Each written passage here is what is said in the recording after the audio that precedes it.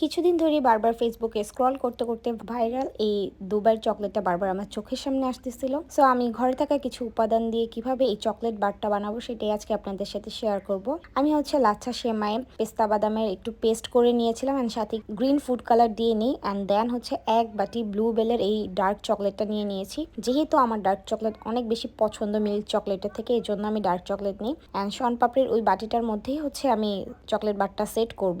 তো ফার্স্টেই হচ্ছে আমি চকলেটটা মাইক্রোওয়েভে দিয়ে কিছুক্ষণ এরপর গলিয়ে নিব অ্যান্ড পারফেক্ট টেক্সচারে চলে আসার পর এটা হচ্ছে আমি শনপাপড়ি যে বক্সটা ছিল এর মধ্যে সেপারেট করে দিব অ্যান্ড সেপারেট করে দেওয়ার পর এটা হচ্ছে নর্মাল ফ্রিজে রেখে দিব। অবশ্যই ডিপ ফ্রিজে রাখা যাবে না, কারণ ডিপ ফ্রিজে রাখলে এরপর হচ্ছে চকলেটটা গলে যাবে, পানি ছেড়ে দেবে।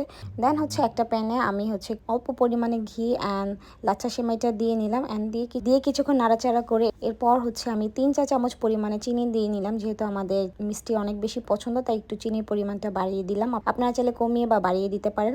চিনিটা দেওয়ার পর আরও কিছুক্ষণ সেমাইটা ভেজে নিতে হবে, এর ফলে চিনিটা ক্যারামেল হয়ে সেমাইটা আরও ক্রিস্পি হবে।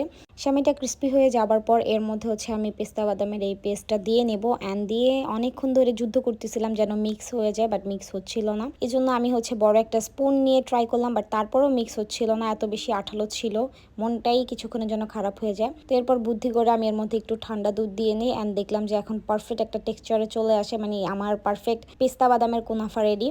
তো এদিকে খেয়াল করলাম বক্সের মধ্যে যে চকলেটটা সেট করতে ফ্রিজে রেখে দিয়েছিলাম সেটা পারফেক্টলি সেট হয়ে গিয়েছে।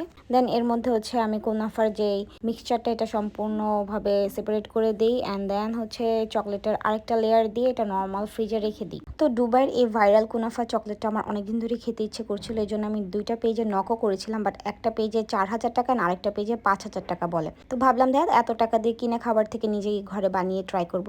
সো দেখেন আলহামদুলিল্লাহ আমার কিন্তু এই কুনাফা বারটা পারফেক্টলি রেডি হয়ে গিয়েছে। এখন এটা টেস্ট করার পালা।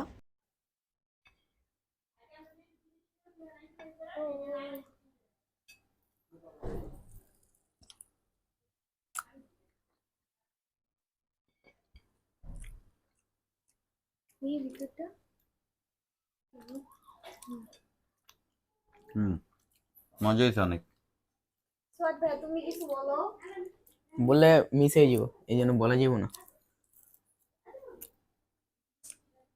হুম